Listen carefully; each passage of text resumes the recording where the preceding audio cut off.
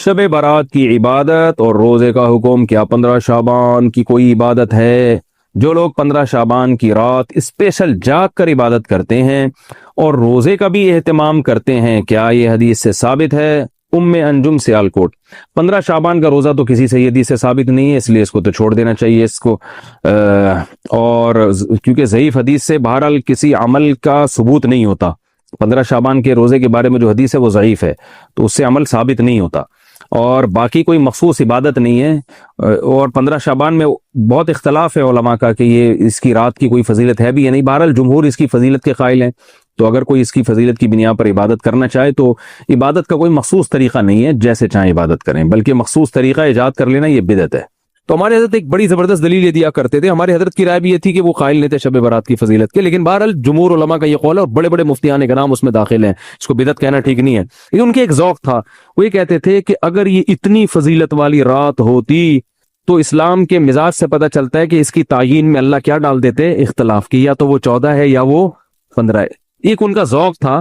لیکن بہرحال جمہور کی رائے وہ بڑی مضبوط رائے ہے،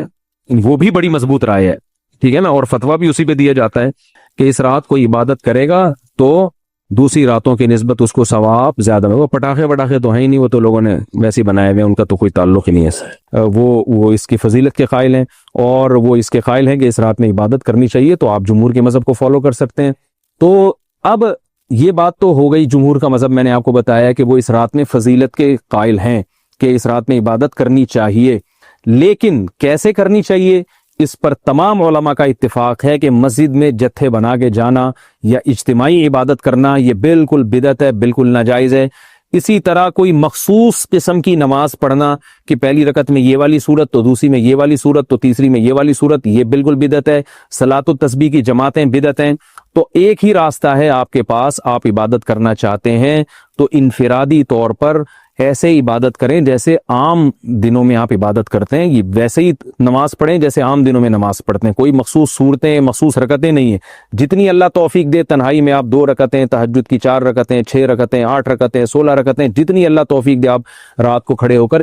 انفرادی نماز پڑھیں، دعائیں مانگیں اللہ تعالیٰ سے، قرآن کی تلاوت کریں، تسبیحات کریں، جتھے نہ بنائیں مسجد میں، چراغاں نہ کریں، بتیاں نہ لگائیں، قبرستانوں پہ رش نہ کریں، یہ سب ناجائز اور سب حرام ہے، گناہ ہے، اس کا اسلام میں کوئی تصور نہیں۔ کرنا ہے تو صرف ایک کام آپ کر سکتے ہیں کہ صرف عبادت کریں، اور اللہ کی رحمت سے امید کی جا سکتی ہے کہ اللہ تعالیٰ اس رات میں آپ کو عبادت کا دوسری راتوں کی نسبت ثواب عطا فرمائے گا، کیونکہ آپ اگر جمہور علماء کو فالو کر رہے ہیں تو ہمیں یعنی جن کے پاس علم نہیں ہے تو ان کو علماء ہی کو فالو کرنے کا اللہ نے حکم دیا ہے، تو آپ جمہور علماء کی رائے پر عمل کرتے ہوئے اگر عبادت کرنا چاہیں تو اللہ کی رحمت سے امید ہے کہ انشاءاللہ آپ کو ثواب ملے گا، لیکن عبادت کا کوئی مخصوص طریقہ ہرگز نہیں ہے۔